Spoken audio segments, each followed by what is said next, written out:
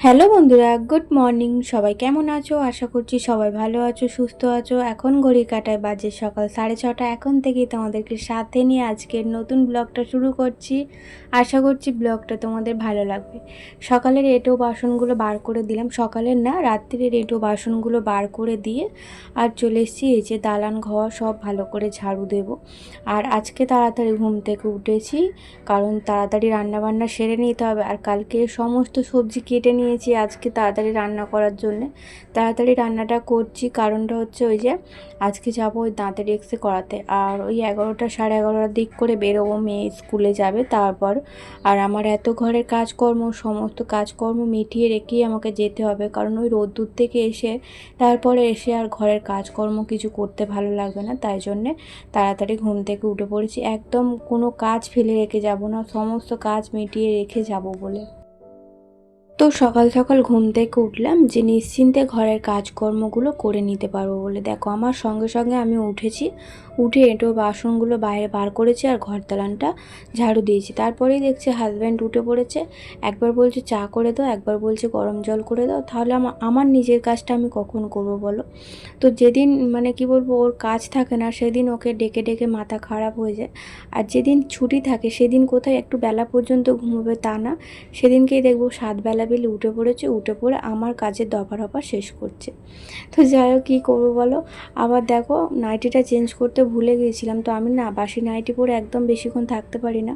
সকালে উঠে বাসনটা বার করেছি আর অর্ধেকটা দালান ঝাড়ু দিয়েছি, তারপরে মনে হলো না নাইটিটা আগে চেঞ্জ করিনি। তো ঘর মানে নাইটি চেঞ্জ করে আবার ঘর থেকে এদিকে অর্ধেকটা দালানটা ঝাড়ু দিলাম, দিয়ে আর এদিকে চলে এসেছি এই যে কালকে কেটে রাখা সবজিগুলো আলাদা করতে। তো আলাদা আলাদা ভাজবো।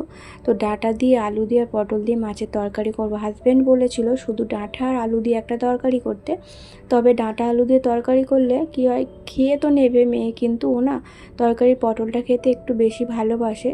ভাজা পটলটা এখন আর খুব একটা পছন্দ করে না, তবে আমার খুব ভালো লাগে ভাজা পটল।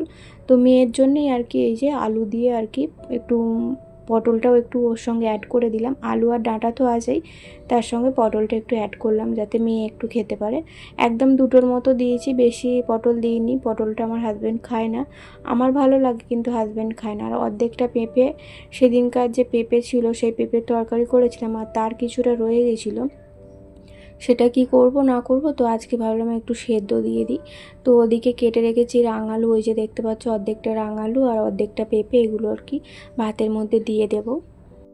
কালকে তো সবজি বাজার করেছিল, তার সঙ্গে কিন্তু একটা কলমি শাকও এনেছিল, যেটা আর কি বেশি দিন রাখা যাবে না, শুকিয়ে যাবে। আর কলমি শাক ভাজা খেতে আমাদের সবাই ভীষণ ভালোবাসে, একটু বেশি করে পেঁয়াজ দিয়ে ভাজলে না খেতে বেশ ভালো লাগে। তো তার জন্য কলমি শাকটাও কেটে নিলাম।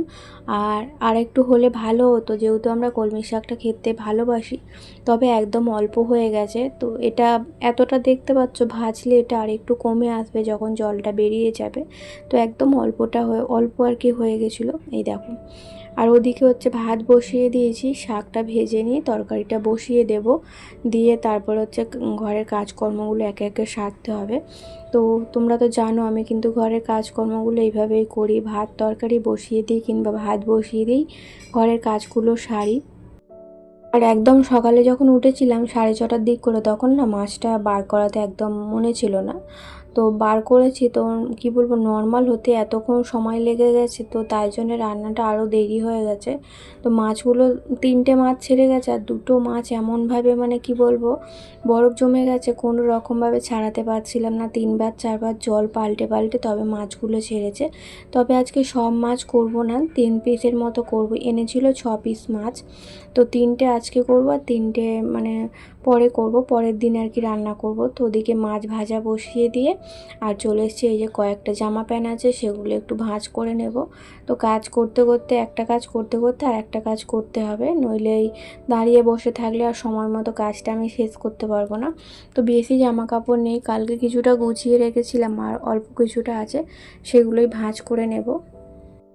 আজকে যেহেতু তাড়াতাড়ি রান্না হয়ে যাচ্ছে, মেয়েকে বলবো যে ভাত খেয়ে যেতে, ও তো খেয়ে যাবে না, তাই জন্য ওর বাবাকে বলেছি। ওর বাবাই আর কি বললো যে দোকান থেকে একটু কিছু কিনে আনার জন্যে। তবে কচুরি পরোটা এসব আনবে না, একটু তেলে ভাজা আনতে বলেছি। তো ওদেরকে একটু মুড়ি মাখিয়ে দেবো, ওই পেঁয়াজ দিয়ে শসা দিয়ে মুড়ি মাখিয়ে দেবো। ওরা আর কি বাবা আর মেয়ে দুজনে মিলে খেয়ে নেবে। আর আমি খাবো হচ্ছে ওই যে কালকে ওদের বাড়ি আর কি অষ্টমঙ্গলার পুজো হয়েছিল, তো তা থেকে কিছুটা লুচি আর তরকারি একটু রয়ে গিয়েছিলো, আমার হাজব্যান্ডের জন্য এনে দিয়েছিলাম, ও তো যায়নি। তো এনে দিয়েছিলাম, যে যতটুকুটা খেতে পারি না বাকিটা রেখে দিয়েছিলো, ফ্রিজের মধ্যে আছে। তো সেটাই আমি খেয়ে নেবো, টিফিনে নষ্ট করব না, খাবার দাবার নষ্ট করতে আমার একদম ভালো লাগে না।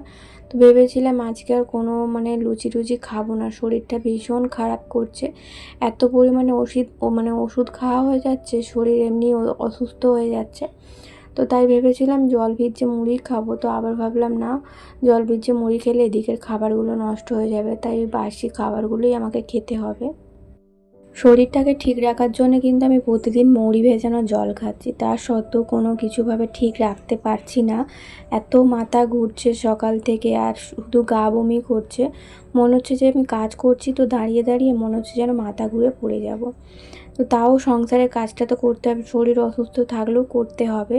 তো ওদিকে হচ্ছে মাছ ভাজাটা হচ্ছে এখনও পর্যন্ত।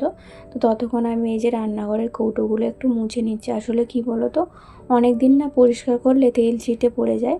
তো আমি তো এগুলো 2-3 দিন ছাড়া ছাড়াই মুছি, তবে এবারে অনেক দিন হয়ে গেছে মোছা হয় না। তাই ভাবলাম ওদিকে মাছটা যখন ভাজা হচ্ছে তো এদিকের কৌটোগুলো একটু মুছে পরিষ্কার করে নিই। আর আজকে না কোনো মানে কি বলবো এক্সট্রা কাজ করব না, শুধু ওই যেটুকুটা করার সেটুকুটাই করব। করতে গেলে কি হবে, লেট হয়ে যাবে। আর যেখানে আর কি এক্সরে করতে যাব ওখানে 1টা পর্যন্ত আর কি হবে, তাই জন্য আর কি তাড়াতাড়ি করে রান্নাবান্নাটা বসিয়ে দিয়েছি। আর এক্সট্রা কাজ করতে গেলে লেট হয়ে যাবে। আর 1টা পর্যন্ত হবে, তার থেকে বড় কথা আমার মেয়ের ছুটি হবে 1:45-2টোর দিক করে। টাইম মতো না আসতে পারলে আর কি ওকেও আমি স্কুল থেকে আবার আনতে যেতে পারবো না, আমি যাবো না, হাজব্যান্ডই যাবে, তবে টাইম মতো তো আনতে যেতে হবে। একটু লেট হলে না ম্যাডামরা ফোন করে ওকে নিয়ে আসার জন্যে। তো আমার হাজব্যান্ডের যখন কাজ থাকে, কাজের চাপ থাকে, তখন হয়তো 10-5 মিনিট একটু লেট হলেই ফোন করবে। তো তাই জন্য আর কি এত তাড়াতাড়ি করে রান্নাবান্না করা। এদিকে হচ্ছে মশলা কষে আর বসিয়ে দিয়েছি তরকারিটা, পটল আলু এগুলো আলাদা করে ভেজে নিয়ে তারপর হচ্ছে এই যে জল দিয়ে দিলাম তরকারিটা সেদ্ধ হওয়ার জন্য। আর ওদিকে ভাত এখনও হচ্ছে। আর ভাতটা কী করি বলো তো, একদম গ্যাসটা স্লো করে দিয়ে না ভাতটা করি, অনেকক্ষণ থেকে হয়, তবে আমার এদিকের কাজ অনেকটা গুছিয়ে নিই, তাই জন্যে গ্যাসটা আস্তে করে দিয়ে রান্নাটা করি। এদিকে মাছগুলোও দিয়ে দিচ্ছি, তো ঝোলটা সেদ্ধ হওয়ার জন্য এখন চাপা দিয়ে দেবো, দিয়ে এদিকের এই টেবিলটা একটু ভালো করে মুছে পরিষ্কার করে নেব। হাজব্যান্ড বাজার থেকে এলে, মেয়ে ঘুম থেকে উঠলে তবে কিন্তু একসঙ্গে টিফিনটা করব। তবে এখন টিফিন করার সময়ও হয় না, আমার রান্নাটা তাড়াতাড়ি হয়ে গেছে, কাজকর্ম সব মিটিয়ে নিয়ে তারপরে একদম ফাঁকা টাইমে টিফিনটা করতে বলবো। হাজব্যান্ড তো বাজারে গেছে কিছু কেনার নেই, তবে ওই যে মেয়ের জন্য তেলে ভাজা আনতে গেছে। মেয়ের জন্য বলবো না, ও খাবে মুড়ি খাবে, তাই জন্য তেলে ভাজা আনার জন্য আরও গেছে, নইলে আজকে বাজার সেরকম কিছু করবে না। বাজার তো সব করা আছে, 2-3 দিনের বাজার করা আছে, মাছটা শুধু 2 দিনের কেনা হয়েছে। তো শেষ হয়ে গেলে তারপরে আবার মাছ আনবে বলেছে। আগেরবারে অনেক বাজার দোকান করেছিলাম, দুজনে মিলে গিয়ে বাজার দোকান করেছিলাম। তো কী বলো তো, বেশি করে বাজার দোকান করলে যেমন চিন্তা থাকে না কি রান্না করব না করব, আবার দেখবে কোনো কিছু এক জায়গায় নেমন্তন্ন পড়ে গেলে তখন আবার চিন্তা হয়ে যায় বাজারটা না নষ্ট হয়ে যায়, কাঁচা সবজিটা না নষ্ট হয়ে যায়, মাছটা না নষ্ট হয়ে যায়। সব দিকে চিন্তাভাবনা করেই কিন্তু সংসারটা চালাতে হয়। তাই এই সপ্তাহে হাজব্যান্ড বলেই দিয়েছিল যে এই সপ্তাহে বেশি বাজার করব না। আগেরবারে বাজার করে 2 সপ্তাহ ধরে খেতে হয়েছে, 2 সপ্তাহ না ওই 1.5 সপ্তাহ ধরে খেতে হয়েছে। তো এইবারে বলে দিয়েছে যে বাজার অল্প অল্প করে আনবো, শেষ হলে তারপরে আবার আনবো।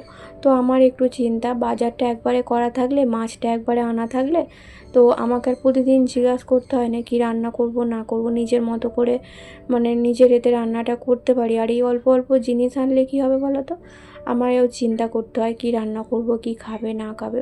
তবে হাজব্যান্ড সকালের দিকটা একদমই বলে না যে কি রান্না করব না করব, নিজের মন থেকেই রান্নাটা করতে হয়। সন্ধ্যেবেলার রান্নাটা ওর পছন্দে হয়, তবে দুপুরবেলাটা কোনো রকমে ভাত খায়, তো ওই রাত্রিবেলা একটা সময়ও একটু ভালোভাবে খেতে পায় বলে ওর পছন্দের রান্নাটা করি। ও যেটা বলে, ভাত তো হয় না, ওই রুটি পরোটা এরকম আর কি হয়, লুচি। দেখো বন্ধুরা, তরকারি বসিয়ে দিয়ে আমার ঘরের কত কাজ হয়ে গেল। তো মেয়ে ঘুম থেকে উঠে পড়েছে, তো ভাবলাম তরকারিটা তো এখনও সেদ্ধ হয় না, আলুগুলো একটু বড় বড় করে কেটেছি, সেদ্ধ হতে দেরি হবে, তাই ভাবলাম বিছানাটা গুছিয়ে নিই। মেয়ে গেছে ওদিকে ব্রাশ করতে, তবে যাওয়ার সময় বলে গেছে মা একসঙ্গে টিফিন করব, আগে থেকে টিফিন করে নেবেন, আমি মুখটা ধুয়ে চান করে তারপরে একসঙ্গে টিফিন করব। তো আমি বললাম আমার এখন কাজ বাকি আছে, তুই নিশ্চিন্তে তোর কাজগুলো সেরে নে, একসঙ্গেই টিফিন হবে। আমার হাজব্যান্ড চলে এসছে বাজার থেকে নিয়ে, তো ও সকালবেলা চান করবে না, ও তো প্রতিদিন সকালেই চান করে নেয়, তবে আজকে করবে না। রোদ্দুরে যাবে, তারপরে এসে আর মানে কি বলবো, মনে হবে যে না আবার চান করি, তাই বললো যে এখন চান করব না, একবারে বাইরের কাজ মিটিয়ে এসে তারপরে চান করব। তো ওদিকে বিছানাটা গুছিয়ে আলমারিগুলো একটু মুছে নিলাম। আলমারিটা আমার পরিষ্কারই আছে, আমি তো প্রতিদিন মুছি। কাঁচটা না, আলমারির কাঁচটা একটু দাগ হয়ে গেছিলো, মেয়ে কি দাগ করেছিল, তো ভাবলাম শুধু আয়নাটা কেন মুছবো, পুরো আলমারিটাই মুছে নিই। তো ওদিকে আলমারিটা মুছে এদিকে শোকেসটাও একটু সুন্দর করে মুছে নিয়েছি। প্রতিদিন এরকম মোছামুছি করলে জিনিসগুলো ভালো থাকে, তাই জন্যই আর কি এরকম পরিষ্কার করা প্রতিদিন। ভয়েসটা দিতে বসেছি, এদিকে পাখির চিৎকার চেঁচামেচি, তারপরে হচ্ছে এদিকে মিস্ত্রিদের কাজকর্ম হচ্ছে, কুটকাট আওয়াজ হচ্ছে, খুব অসুবিধা হচ্ছে। সেই 2টো থেকে বসে আসি জানো তো বন্ধুরা ভয়েস দেওয়ার জন্য। তো সন্ধেবেলাও তো সে ঠিক মতো সময় হয় না, তো সময় হয় না বলবো না, আমার সময় হয় কিন্তু সুযোগ পাই না, চারিদিকের এত আওয়াজ, এত মানে কি বলবো চিৎকার, তো তাই জন্য ভয়েসটা দেওয়ার সুযোগ হয় না। সেই একদম রাত্রির 12টার পর তারপরে একটু চুপচাপ হয়, তাও সব মানে গোটা পাড়াটা চুপ হয় না, কিছু কিছু লোকজন জেগে থাকে। তো কখন আমি ভয়েসটা দেবো, দুপুরবেলা ভাবি যে দুপুরবেলা সব চুপচাপ থাকে, দুপুরবেলা ভয়েসটা দিলে একটু ভালো হয়। আর এই যে পাখিদের চিৎকার চেঁচামেচি, তারপরে এই মিস্ত্রিদের কাজকর্ম, তো এইভাবেই প্রতিদিন আমাকে আর কি ভয়েসটা দিতে হয়, এত হট্টগোলের মাঝেও ভয়েসটা আমাকে দিতে হয়। আর এদিকে দেখো মেশিনটা পরিষ্কার করতে এসেছি, দেখছি যে মেশিনটা আর কি ঘুরিয়ে না এর মধ্যে একটা জামা আটকে গেছে, মানে ওখানে যে আমার জামাগুলো আছে, জামা না ওখানটা আর কি কয়েকটা কাপড়ের টুকরো আছে, কাপড়ের টুকরোগুলো সরাতে গিয়ে দেখছি যে ছুঁচের মধ্যে আটকে গেছে। তো ওটা আবার কখন থেকে দাঁড়িয়ে দাঁড়িয়ে ছাড়ালাম। তো এগুলো হচ্ছে মেয়ের কাজ। তো যখনই ফাঁকা টাইম পাই তখনই এখানে মেশিনের কাছে এসে মেশিনের চাকাটা ঘোরাই, আর চাকা ঘোরানো মানেই তো ছুঁচটা ওঠানামা করবে, তো সামনে কিছু থাকলে গিতে তো যাবেই। তো যাই হোক, এখন এই মেশিনটা ভালো করে পরিষ্কার করে নিলাম। সমস্ত ঘর দালান তো প্রতিদিনই পরিষ্কার হচ্ছে, কিন্তু আমার কাজের ঘরটা অনেক দিন হয়ে গেল পরিষ্কার করা হয়নি। পরিষ্কারটা কেন করা হয় না বলো তো, ওই যে আমাদের পাশের বাড়ি অনেক মালপত্র মানে কাজের ঘরে রেখে গেছে, তো ওগুলো না সরালে ঘরটা আমি ঠিকঠাকভাবে পরিষ্কার করতে পারবো না। তো কালকে নাকি সরাবে বলেছে, আজকে তো সোমবার, মঙ্গলবার বলেছে যে ওগুলো সব সরিয়ে নেবে, সরিয়ে নিলে কাজের ঘরটা একটু ভালো করে পরিষ্কার করতে হবে, খুব নোংরা হয়ে আছে। ওদের এত মালপত্র ছিল, মানে কি বলবো, তোমাদের তো দেখাইনি আমি সেইভাবে কিছু, এত জিনিসপত্র ছিল, ঘরের অর্ধেকটা ঘর ভরে গিয়েছিল, আর সেই সব জিনিসপত্র সরিয়ে আর করে পরিষ্কার করা অসম্ভব ব্যাপার, আর একার দ্বারা তো সরানো সম্ভব না, ভারী ভারী জিনিস, তাই একবারে মালপত্র বেরিয়ে গেলেই তারপরে ওই ঘরটা আর কি পরিষ্কার করব। এখন রান্নাবান্না সব হয়ে গেল, আর গ্যাসটাও একদম পরিষ্কার চকচকে ঝকঝকে করে মুছে নিলাম, নিয়ে আর এই যে গ্যাসের এই জায়গাটা স্ল্যাবটা একটু ভালো করে মুছে পরিষ্কার করে নেব। আর এই যে আমি পেপারটা লাগিয়েছিলাম পেপারটা না একদম উঠেই যাচ্ছে, জানো তো, একদম ভালো না। তবে আমি টিকিয়ে রাখার জন্য চারিদিক থেকে টেপ এঁটে দিয়েছি, ব্ল্যাক টেপ ছিল, সেই টেপটা চারিদিক থেকে এঁটে দিয়েছি যাতে আরও কিছুদিন আর কি চলে জিনিসটা। তো এই জায়গাটা আর কি এটা পাতা আছে বলে আমার এই যে গ্যাসের নিচ মুছতে একটু মানে সুবিধা হয়, আর প্লাস্টিক পাতা থাকলে কি হয়, প্লাস্টিক না বারবার উঠে আসে, তাই জন্য আর কি এটা আরও বেশি দিন মানে চালানোর জন্য চারিদিকে ব্ল্যাক টেপ এঁটে দিয়েছি। তো গ্যাস মোছা হয়ে গেছে, বাসনপত্র এখন আর মাজবো না ভাবছি, এখন আর ভালো লাগছে না। তো বন্ধুরা চলো আজকের ব্লগটা এই পর্যন্তই, টাটা।